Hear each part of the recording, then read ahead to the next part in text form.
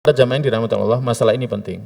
Kemudian Imam Al-Qurtubi menjelaskan lebih detail lagi tentang masalah sholat yang dihisab pertama kali dari amal seorang hamba. Di mana para ulama mengatakan, ini dikatakan oleh Imam Al-Qurtubi, para ulama kami mengatakan, ya, disempurnakannya ibadah fardu dari ibadah sunnah itu kalau pelakunya ketika menegakkan sholat itu dia lalai.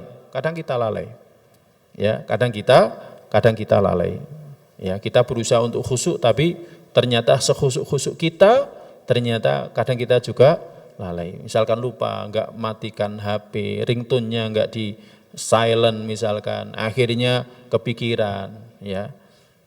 Jadi seperti itu. Nah, kalau misalkan ada kurangnya seperti ini, maka akan disempurnakan dengan ibadah sunnahnya. Ya, dengan ibadah sunnahnya. Demikian orang yang tidak menyempurnakan rukuknya, tidak menyempurnakan sujudnya, ya kan, maka akan karena lalai, maka ibadah sunnah itu akan menyempurnakannya. Tetapi kalau dia sengaja meninggalkannya, dia sudah tahu tapi dia sengaja meninggalkannya, pengen cepat-cepat selesai misalkan, dan lain sebagainya, maka tidak berlaku yang demikian. Tidak berlaku yang demikian. Ini yang dikatakan oleh para ulama sebagaimana dikutip oleh Imam Al-Qurtubi rahimahullah ta'ala. Bahkan jamaah para ulama seperti Imam Syafi'i, ya kan? Para ulama seperti Imam Syafi'i, Imam Ahmad, Ishaq mengatakan, ya kan, oh, ini termasuk orang-orang yang melalaikan, menyia-nyiakan salat. Allah berfirman dalam surat Maryam ayat 59, fa khalafa min ba'dihim khalfun adaa'us shalah wattaba'us syahawat fasawfa yalqauna ghayya. Maka kemudian digantikan sepeninggal mereka satu generasi yang adaa'us shalah, menyia-nyiakan salat. Siapa yang menyia-nyiakan salat itu? Mereka adalah orang yang tidak menyempurnakan batasan daripada salat, tidak melihat, tidak salat pada waktunya, tidak salat di waktu yang utama, tidak menyempurnakan rukuk sujudnya, tidak menyempurnakan yang wajib sunnahnya, ya, tapi dia tetap sholat. Nah, orang seperti ini saja dia akan celaka. Bagaimana dengan orang yang tidak sholat? Bahkan mereka mengatakan, man taraka aslan falam yusalliha fahuwa kafir. Adapun orang yang tidak melakukan sholat, tidak menegakkan sholat sama sekali, maka dia kafir. Maka dia kafir. Imam Syafi'i rahimahullah ta'ala itu termasuk ulama yang sangat tegas. Ya, orang tidak sholat ya kafir. Ya, orang sholat tidak sholat juga kafir. Ini juga dikatakan oleh Imam Ahmad rahimahullah ta'ala, demikian juga dengan Ishaq. Nah, bagaimana orang yang sholat saja dia bisa menyanyiakan, kemudian nanti menjadi sebab tidak akan diperhitungkan dalam kehidupan akhir, maka bagaimana dengan orang yang tidak sholat sama sekali? Bagaimana orang yang tidak sholat sama sekali? Maka dari itu para jamaah yang dirahmati Allah, agar salat kita ini betul-betul sempurna, ya, dalam hisabnya, dalam kehidupan akhir sehingga kita senang melihatnya, maka hendaklah kita perhatikan apa yang kita lakukan dalam kehidupan dunia kita. Ya, Nabi kita sallallahu alaihi wasallam pernah mengingatkan dalam hadis Tirmidzi dari dari Abu Mas'ud Al-Ansari, diriwayatkan oleh At-Tirmidzi, Al-Baihaqi, riwayatnya sahih, di mana Abu Mas'ud Al-Ansari mengatakan, Nabi pernah bersabda, la tujazi'u sholatun, sholat itu tidak akan mendatangkan pahala, ya, atau tidak sah. Sebenarnya kita sholat kan kita butuh dapat pahala, butuh balasan dari Allah Subhanahu wa ta'ala, butuh nanti dalam kehidupan akhir sholat kita itu ditimbang sehingga memperberat amal kebaikan kita.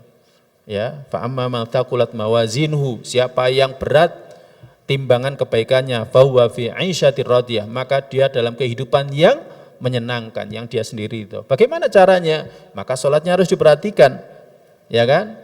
Ya, maka sholatnya harus diperhatikan. Nabi bersabda, tidak akan dibalas sholat yang la yuqimu fiha ar-rajulu sulbah, yang sholat seseorang itu ketika dia bangkit dari rukuknya, dia tidak menegakkan tulang belakangnya. Artinya ketika dia tidak ya'tadilu qa'iman, tidak tegak berdiri, belum sampai tegak berdiri masih separuh, ya kan, 75 derajat misalkan, atau misalkan belum sampai atas gitu kan, tapi dia sudah ruku. Jadi Nabi bersabda, tidak akan dibalas sholat seseorang yang dia belum menegakkan sulbinya, tulang belakangnya ketika bangkit dari rukuk, dan demikian juga ketika dia bangkit dari sujudnya. Ya. Nah, ini para jamaah yang dirahmati Allah SWT. Makanya yang harus diperhatikan itu adalah sholat kita hendaklah benar-benar harus kita perhatikan masalah rukunnya, masalah wajibnya, masalah sunnahnya. Karena kita berharap apa? Nanti sholat kita dalam kehidupan akhir itu nanti akan dibalas. Karena jika sholat kita ini baik, ya dalam riwayat yang lain, idza saluhat saluha sairu amalihi, maka amal yang lain itu akan dianggap. Tapi kalau sholatnya enggak dianggap, maka pahala silaturahim, pahala sedekah, pahala misalkan puasa sunnah, ya, atau pahala haji, pahala umroh, ya kan? Tapi kalau sholatnya enggak benar, semuanya enggak akan dianggap. Tapi kalau sholatnya benar, semuanya akan dianggap. Maka dia adalah timbangan amal untuk semua amal perbuatan kita dalam kehidupan akhir kita. Hendaklah kita senantiasa memperbaiki sholat kita. Ya, makanya kalau ada kajian tentang tata cara sholat, walaupun sudah pernah dikaji ulang, enggak jadi masalah. Karena apa? Karena kita ingin sholat kita seperti sholatnya Nabi SAW. Jangan sampai dalam kehidupan akhir kita mengharapkan pahala sholat kita, tapi ternyata sholat kita tidak dibalas oleh Allah. Karena apa? Tidak sesuai dengan yang diajarkan oleh Nabi kita Muhammad SAW. Para jamaah yang dirahmati Allah SWT, Imam Asy-Syafi'i, Imam Ahmad, Imam Syafi'i disebutkan dalam kitab Al-Um, Imam Ahmad disebutkan dalam Al-Mughni, Ishaq juga. Mereka berpendapat malam yukim sulbah fir ruku' was sujud fa sholatuhu fasidah. Siapa yang tidak menegakkan tulang belakangnya dari rukuknya juga dari sujudnya, ya, karena ingin cepat-cepat, maka fa sholatuhu fasidah, salatnya rusak. Karena Nabi sallallahu alaihi wasallam bersabda, la yuqimu fiha ar-rajulu sulbah fir ruku' was sujud, di mana dia tidak menegakkan tulang belakangnya dari rukuk dan dari sujud. Nah, para jamaah yang dirahmati Allah SWT, Imam Bukhari meriwayatkan dari Zaid bin Wahab dari Hudzaifah. Hudzaifah ini salah satu sahabat Nabi, Hudzaifah al-Yamani radhiyallahu ta'ala anhu. Dia melihat ada seseorang yang tidak menyempurnakan rukuknya. Jadi dia tidak menyempurnakan berdirinya dari rukuknya. Jadi dia rukuk kemudian dia i'tidal tapi tidak sempurna. Demikian juga ketika dia bangkit dari sujudnya untuk duduk di antara dua sujud, tapi tidak sempurna duduknya. Maka falamma qada sholatahu, ketika dia menyelesaikan sholatnya, Hudzaifah berkata, ma shallaita, kamu belum sholat. Walau mitta ala ghairi sunnati Muhammadin sallallahu alaihi wasallam. Kalau sekiranya kamu mati, berarti kamu mati tidak di atas sunnahnya Nabi, tidak di atas jalannya Nabi, tidak di atas ajarannya Nabi. Itu diingatkan, itu pernah terjadi pada masa sahabat. Jadi pada masa sahabat pernah terjadi, jangan masa sahabat, pada masa Nabi SAW juga sudah pernah terjadi. Ketika ada seorang yang datang kepada Nabi, mengucapkan salam, Nabi mengatakan, sholli fa innaka lam tusolli, sholat kamu belum sholat, disuruh ngulangi lagi. Sampai akhirnya dia diajari, setelah disuruh ngulangi 3 kali, kalau sholat itu tumak ninah. Maka dari sini para ulama mengatakan tumak ninah itu rukun, bukan wajib, rukun. Artinya kalau nggak ada tumak ninah, sholatnya tidak sah. Dalam riwayat yang lain, diriwayatkan oleh An-Nasai, Hudzaifah melihat ada seseorang yang sholatnya itu cepat. Hudzaifah, sahabat, melihat orang yang sholatnya cepat. Jadi saking cepatnya, kalau Sami Allahu liman hamidah rabbana lakal hamdu enggak sampai tegak langsung sujud. Kemudian ketika dia sujud, ya kan, kemudian bangkit dari sujud untuk duduk, ya, Rabbighfirli langsung belum sampai tegak duduknya dia sujud lagi. Maka Hudzaifah mengatakan, mundu kam tusolli hadis shalah. Kamu sholat seperti ini sejak kapan?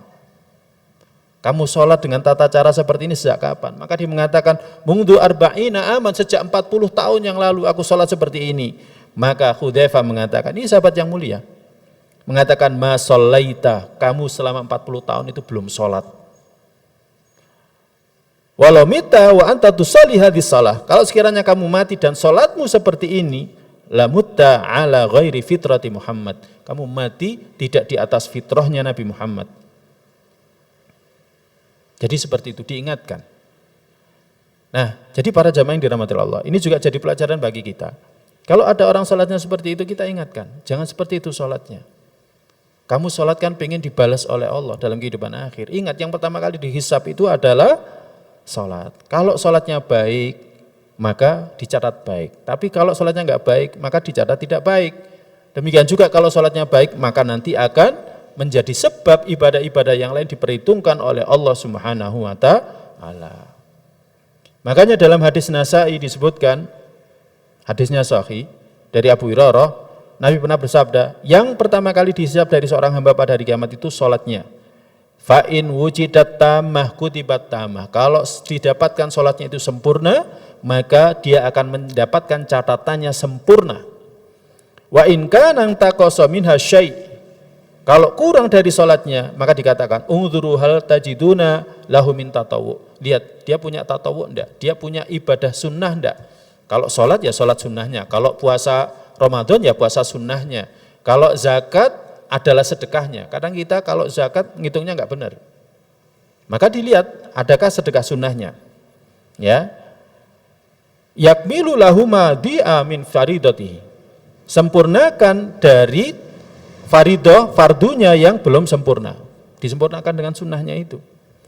Kemudian Nabi bersabda, "Tsumma sairul amal tajri ala dzalika." Maka semua amal juga akan diperlakukan seperti itu. Maka para jamaah, di sini ada pelajaran apa? Enggak ada yang jamin sholat kita maghrib tadi itu diterima.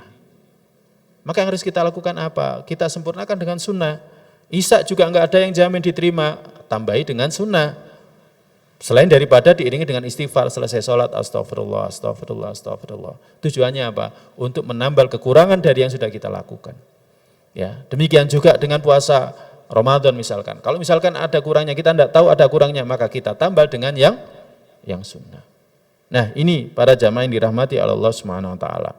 Nah, Umar radhiyallahu taala anhu, sahabat Umar radhiyallahu taala anhu pernah komentar sebagaimana disebutkan dalam kitab Muwatta Imam Malik, gurunya Imam Syafi'i.